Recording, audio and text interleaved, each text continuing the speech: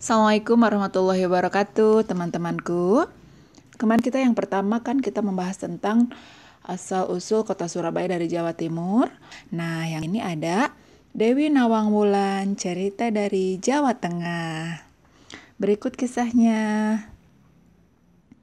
Alkisah, di pinggiran sebuah desa, hiduplah seorang janda yang disebut Nyi Randa Tarub. Sebenarnya, dia tidak bernama demikian, sebagaimana kebiasaan masyarakat Jawa, karena ia tinggal di desa Tanib dan orang tak tahu namanya, maka ia disebut dengan nama desa di mana dia tinggal. Nyi Randa Tarub mempunyai seorang putra yang dipanggil pula dengan nama Jaka Tarub.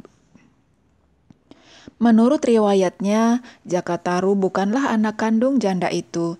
Dia adalah anak dari seorang putri Bupati Tuban yang bernama Dewi Rasawulan. Jaka Tarub diasuh oleh Nyi Randa Tarub sejak masih bayi dan memang dia tidak mempunyai seorang anak pun dari ketika suaminya masih ada hingga meninggal dunia. Setelah meningkat dewasa, Jaka Tarub telah tumbuh menjadi seorang pemuda yang sangat tampan. Ia gemar sekali berburu binatang dengan menggunakan sumpitan. Hari itu seperti biasanya, pagi-pagi sekali Jaka Tarub sudah berjalan menyusuri hutan di mana dia sering berburu. Namun, sampai setengah hari Jaka Tarub menjelajah hutan, tak seekor hewan buruan pun tampak. Ketika Jaka Tarub duduk melepaskan lelah, rasa kecewa telah membuatnya letih. Tiba-tiba terdengar sayup-sayup suara beberapa wanita. Dengan ragu-ragu, Jaka Tarub beranjak berdiri dan melangkah mencari arah datangnya suara itu. Dan akhirnya, Jaka Tarub menjadi tertegun melihat apa yang ada di hadapannya. 4 orang gadis tengah mandi di sebuah telaga kecil yang terdapat di tengah hutan itu. Jaka Tarub keheranan melihat semua itu. Semua gadis-gadis itu cantik. Apakah para penunggu hutan? Ataukah mereka bidadari yang turun dari kayangan? Mungkin juga ya, pikir Jaka Tarub.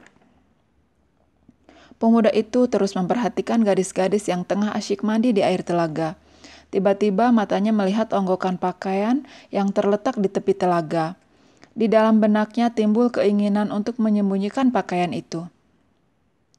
"Adik-adik, hari segera gelap. Mari kita kembali ke kayangan," kata salah satu gadis itu yang tak sadar bahwa seperangkat pakaian mereka telah dicuri orang. Sebenarnya Jaka Tarub sendiri tak tahu punya maksud apa dirinya berbuat demikian. Pikiran itu tiba-tiba saja muncul di otaknya. Dengan mengendap-endap, ia mengambil salah satu dari onggokan pakaian itu. Jaka Tarub yang mendengar ucapan mereka itu menjadi yakin dengan dugaannya bahwa mereka itu adalah para bidadari.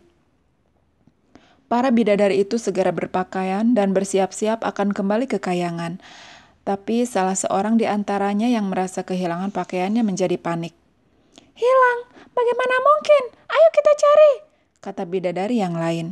Dengan segera ketiga bidadari itu ikut mencarikan pakaian yang hilang itu. Sementara Jaka Tarub memperhatikan kebingungan keempat putri cantik itu dari balik semak-semak. Hingga akhirnya, "Oh, hari sudah demikian sore. Kita tak dapat tinggal lebih lama lagi di Mayapada. Kita harus cepat-cepat kembali ke kayangan," kata salah satu bidadari itu. "Tapi bagaimana dengan diriku?" tanya Nawang Wulan, bidadari yang telah kehilangan pakaiannya. "Kami tidak dapat berbuat apapun. Adik, kau terpaksa kami tinggalkan." Tubuh ketiga bidadari itu melambung ke angkasa, meninggalkan seorang temannya yang meratap kebingungan. Jerit dan rintihan Nawang Wulan tak dihiraukan oleh ketiga temannya yang terus melayang ke angkasa hingga lenyap di balik awan. Nawang Wulan hanya bisa menangis menyesali nasibnya dan kemudian muncullah Jaka Tarub mendekatinya. Betapa terkejutnya Nawang Wulan melihat kehadiran Jaka Tarub, tapi akhirnya dengan terpaksa menceritakan apa yang sudah terjadi yang sebenarnya sudah tak perlu lagi bagi Jaka Tarub karena semuanya telah disaksikan oleh pemuda itu. Oh, sungguh malang nasibmu. Aku bermaksud menolongmu kalau kau mau menerimanya, kata Jaka Tarub. Rasanya memang tak ada jalan lain bagi Nawang Wulan selain menerima uluran tangan pemuda itu. Maka akhirnya Dewi Nawang Wulan mengikuti Jaka Tarub untuk tinggal di rumah Nyi Randa Tarub. Hari-hari berlalu, Jaka Tarub pada akhirnya memperistri Dewi Nawang Wulan. Dan tidak sampai berjalan 1 tahun, Dewi Nawang Wulan melahirkan seorang bayi perempuan yang diberi nama Nawangsih. Jakatarup dan Dewi Nawangwulan hidup dengan bahagia. Tetapi pada suatu hari terjadi peristiwa yang merupakan sebuah permulaan malapetaka. Kakang Jaka, aku sedang menanak nasi. Tolong kau jaga. Nawangsih buang air, aku akan membersihkannya ke sungai.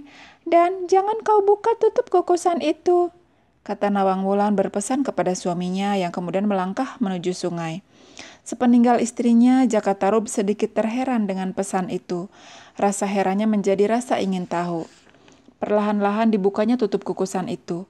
Alangkah terkejutnya Jakatarup ketika mengetahui isi dalam kukusan itu ternyata setangkai padi. Jakatarup terus diliputi rasa keheranan. Selama ini, padi di lumbungnya memang seperti tak pernah berkurang. Mungkin itu sebuah ilmu yang dibawa istrinya dari Kayangan. Menanak setangkai padi cukup dimakan untuk satu keluarga, pikir Jakatarup. Setelah kembali dari sungai, Dewi Nawangwulan tahu bahwa suaminya telah membuka tutup kukusan itu. Ia menjadi terkejut dan marah. Ia menyesali atas kelancangan suaminya yang telah melanggar pesannya untuk tidak membuka tutup kukusan itu, hingga kesaktiannya musnah. Sekarang aku harus bekerja keras. Aku harus menumbuk padi. Untuk itu, kau harus buatkan aku peralatan guna menumbuk padi, kata Dewi Nawangwulan dengan lesu. Sejak saat itu, Dewi Nawangwulan harus menumbuk padi dan menampiknya. Jakatarup menyesal karena kelancangannya itu istrinya harus bekerja keras. Karena setiap hari harus ditumbuknya, maka padi dalam lumbung yang biasanya tidak habis dimakan dalam satu masa sekian belas panen, ini tentu saja cepat menjadi susut.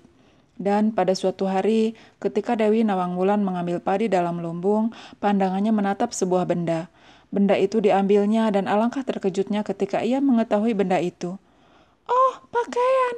Ini pakaianku yang hilang ketika aku mandi di telaga dalam rimba itu dulu.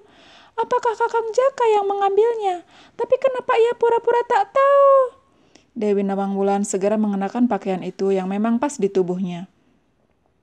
Sementara itu Jakatarup tengah terheran-heran kenapa istrinya demikian lama berada di dalam lumbung padi. Dan lebih heran lagi ketika Dewi Nawangwulan muncul dengan wujud yang lain, wujud seorang bidadari. Kakang Jaka, aku mohon pamit akan kembali ke Kayangan, kata Dewi Nawangwulan tiba-tiba. Jakatarup menatap istrinya dengan pandangan kosong. Ia menyadari apa yang telah terjadi. Dewi, tunggu dulu. Memang aku salah, tapi ku minta maafmu. Lagi pula, kau harus ingat anak kita. Kau telah menipuku sekian lama, Kakang. Apa kira Kakang akan dapat berbuat demikian selamanya? Aku memang tak sampai hati tinggalkan Nawangsih, tapi aku terpaksa. Dewi Nawangwulan menunduk lesu. Namun demikian, aku akan tetap menjalankan kewajibanku, Kakang. Anak itu masih belum lepas menyusu padaku, maka setiap malam aku akan datang. Kau buatkan dangau dekat pondok kita ini, dan taruhlah Nawangsih di sana. Aku akan datang untuk menyusuinya. Kau ingat, selama aku menyusui, kau tak boleh mendekati dangau itu. Oh Nawangwulan, apa hal itu tak dapat dibicarakan dengan baik-baik? Jakatarup mencoba menahan istrinya. Dewi Nawangwulan hanya menggelengkan kepalanya. Ia mengambil Nawangsih dalam gendongan Jakatarup. Diciumi anak itu dengan berurai air mata. Tidak, Kakang. Kodratku adalah sebagai bidadari, dan aku harus kembali ke Kayangan. Dengan hati teriris, Jakatarup menyaksikan istrinya terbang ke angkasa. Dewi Nawangwulan melambaikan tangannya sampai hilang di balik awan. Setelah kejadian itu, Jakatarup segera memenuhi permintaan istrinya untuk mendirikan dangau dekat pondoknya. Dan semenjak itu, setiap malam dia melihat Dewi Nawangwulan datang, menyusui anaknya dan bercengkrama sampai anak itu tertidur. Demikianlah kisah Jakatarup dan Dewi Nawangwulan. Ada versi lain dari kisah ini yang menceritakan bahwa Dewi Nawangwulan tidak terima menetap di Kayangan sebagai seorang bidadari karena sudah menikah dengan manusia dan melahirkan bayi manusia, maka ia sudah dianggap menjadi manusia. Dia kemudian disuruh pergi dan supaya menempati lautan sebelah selatan Jawa. Dewi Nawangwulan menjelma menjadi Nyai Roro Kidul. Sampai saat ini, kesaktian Nyai Roro Kidul sebagai ratu penguasa Laut Selatan masih dipercayai orang. Dan Dewi Nawangsi setelah dewasa akhirnya menikah dengan seorang bernama Lembu Peteng atau Bondan Kejawan, putra Raja Brawijaya dari Majapahit. Demikian kisah Dewi Nawangwulan dari Jawa Tengah. Banyak versi tentang hal ini. Mudah-mudahan segala pesan moral yang terkandung dalam cerita ini bisa kita ambil hikmahnya, bahwa kepercayaan adalah sesuatu hal yang harus kita jaga seumur hidup kita. Assalamualaikum.